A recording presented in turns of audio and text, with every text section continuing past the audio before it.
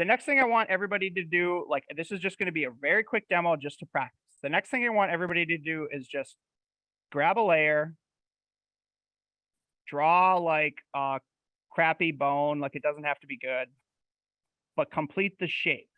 By completing the shape, I mean like you've actually run the marker all the way around and you've completed it. So there's an entirely enclosed space. So draw like a little bone or a big bone, whatever. Okay. And then I want to make sure everybody knows how to do this before we sort of just like go off to the races. Everybody should be able to grab the selection tool. You should be able to rotate the bone, okay, however you want it.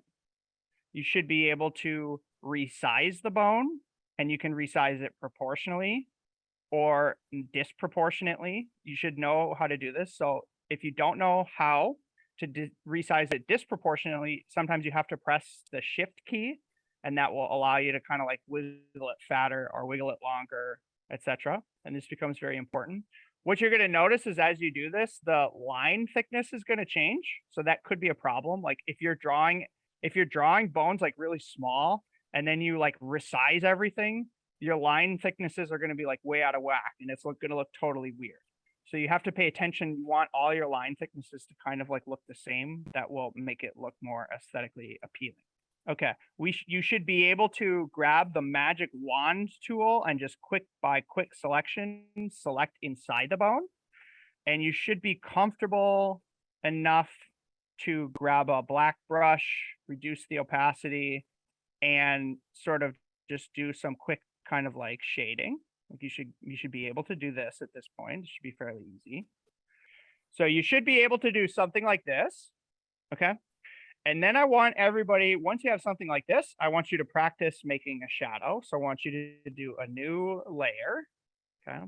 I want you to bring it underneath your bone and grab some dark pigment and try to just kind of like make a shadow.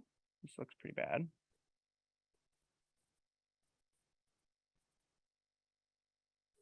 Oh, I see. It's because that was not full opacity.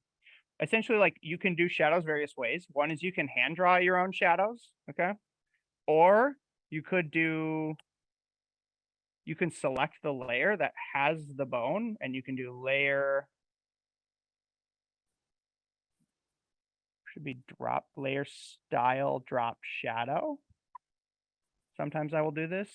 And then you can adjust the angle of the shadow, the darkness of the shadow, the distance of the shadow. And sometimes this looks good and sometimes it looks weird. This one looks okay. Either your own shadows or a layer style drop shadow effect. Because in this assignment, we require shading and shadows.